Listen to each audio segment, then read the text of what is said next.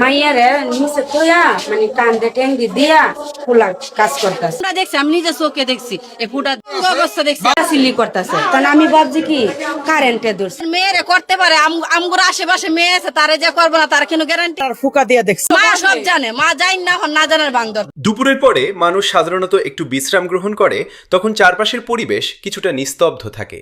কিন্তু এরই ভিতরে একটি ঘরের মধ্যে চলছিল একটি ঘটনা যা পুরো এলাকাবাসীকে বাকরুদ্ধ করে দেয়।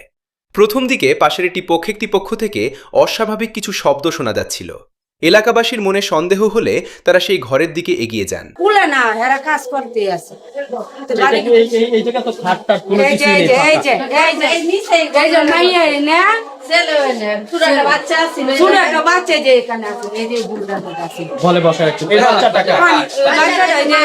যে বেটার ঘরে সংসার করে এই বেটার ঘরের বাচ্চাটা, আর মাইয়া হয়েছে আগের ঘর। মারছে পরে মেয়ে শিকার আইছে। মেয়ে কইছে আমার লগে এটা অনেকদিন ধরে জোর করতেছে, তারপরে আজকে আমার লগে সুযোগ পাইছে, আমার লগে করছে এই কাহিনীটা, আর আগেও করছে। আমার বই দেখাইছে, যদি আমি বলি আমার মারবো, মারবো, আমার গলা টিপ দিয়ে লাগবো। মেয়ে এই কথা বলছে। মাইরের পরে আগে শিকার আয় না মেয়ে, আগে বাড়িওয়ালা উপরে দোষ দিতেছে, বাড়িওয়ালা মিশা কথা কইছে। আমরা দেখছি, আমি নিজে চোখে দেখছি এই ফুটা। যখন তারা ঘরের কাছাকাছি পৌঁছান তখন শব্দটি পুরোপুরি থেমে যায়।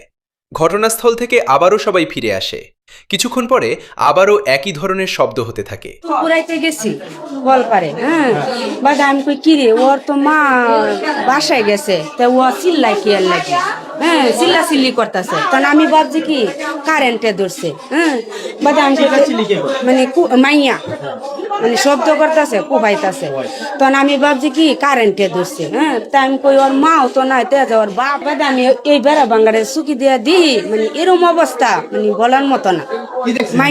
মাইয়া পুরা সেট কুলারও কুলা, বাপেরও কুলা, মানে এর কাজ করতে হচ্ছে। এরপর পুনরায় তারা আবার ঘরের দিকে এগিয়ে যান। এবার পরিস্থিতি বোঝার জন্য তারা ঘরের দরজায় নক করেন, কিন্তু কোনো সারা শব্দ মিলছিল না। কিছুক্ষণ সেখানে সবাই দাঁড়িয়ে থেকে এরপরে দরজা ভাঙার সিদ্ধান্ত নেন। বাদে আমি দুইজনটা দেখাইছি আইনে, আমি কই আভা দেখে নাই অবস্থাটা দেখে নাই। বাদে হেরাও এই বেড়া বাংলা দিয়া দেখছে, দেখে কইতাছে যে আমগর কাছে না কইয়া বাড়িওয়ালা আছে, বাড়িওয়ালার কাছে কই। হ্যাঁ দেখছে, দেখে আমগুরা দেখাইছে, ছেলে না করলে আমরা করতে পারে কেমনে? শরীরের মাঝখানে লয়ে কেমনে কই? আমরা চাই বিচারক, শক্ত বিচারক। হ্যাঁ, যে নিজের মেয়েরে করতে পারে, আমগুর আশেপাশে মেয়ে আছে, তারে যে করবো না তার কোনো গ্যারান্টি আছে? গ্যারান্টি নাই, করতে পারে।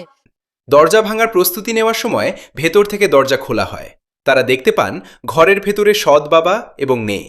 এই অবস্থা দেখে তারা হতভম্ব হয়ে পড়েন। আবার আইসি আয় দিয়ে একই মাইয়া চিল্লি করতে, বাদে আবার এই চুকি দিয়ে দি মাইয়া পুরা অবস্থা সিরিয়াস। বাদে খালা দেখছে, দেখে মাইয়ার দিয়া বেড়ার ফুকা দিয়ে দেখছি, জঘন্য কাজ করতেছে। তারপর আমি দরজা পিটাইছি, আমার অনেক রাগ উঠে গেছে দেখা। তখন আমি দরজা পিটাইয়া দরজা খুলছে, তখন আমি দুইটা থাপড় দিছি। আমারে বলে আমি এগুলা কিছু করি নাই। মেয়েটাও বলতেছে, ছেলেটাও বলতেছে। এরা যদি মনে করেন আগে থেকে কিছু না করতো, তাহলে তো এরা করতো না, চিল্লাচিল্লি করতো। মেয়েটারা যদি জোর করে করতো তাহলে তো চিল্লাচিল্লি করতো, এখনো চিল্লাচিল্লি করেন। এই ঘটনা নিয়ে এলাকায় ব্যাপক চাঞ্চল্য সৃষ্টি হয়েছে। স্থানীয়রা অভিযোগ করে বলেন, পরিবারের অন্য সদস্য এ বিষয়টি সম্পর্কে অবগত ছিল, কিন্তু তারা কোনো কার্যকর পদক্ষেপ গ্রহণ করেননি। ভাই দরজা খুল, কিরবুলা বুসকিরবুলা তুই দরজা খুল, তেও হেরা দরজা খুলে না। বাদে কালা লাঠি দিয়া দরজা ভাঙে, বাদে আয়া কুলারে দূরে সর দিস। বাদে মাইয়া বারুলা কালারে বক্তাছে আপনি একটা মহিলা খারাপ, ও আমার উপরে অত বড় কথাটা তুলে দিছেন, আমি কোরআন শরীফ আনেন, আমার লিয়ে মসজিদে যান। আমার নিজের চোখে আমি দেখছি, আমি তোর মসজিদে কি লাগি লয়ে যাবো। তারপরে এরকম আমি যাই দুইটা থাপড় দিছি, পরে বলতেছে যে আমার কোরআন শরীফ দেন আর আমার মসজিদে নিয়ে যান। আমি এগুলা কিছু করি নাই। যখন এই কথা বলছে তখন আমি কইছি তুই এত নোংরা কথা বলস কি লিগা, তুই তো পাপি, তোর শরীর না পাক, তুই আমার এই কথা মসজিদের কথা আর কোরআন শরীফ কথা কইতাছস কেন? তোর এখন করবো। পরে আমি থানার সেকেন্ড অফিসারের ফোন দিছি। অনেকেই এই ঘটনা নিয়ে উদ্বেগ প্রকাশ করেছেন এবং ঘটনার সুস্থ তদন্ত এবং বিচার দাবি করেছেন।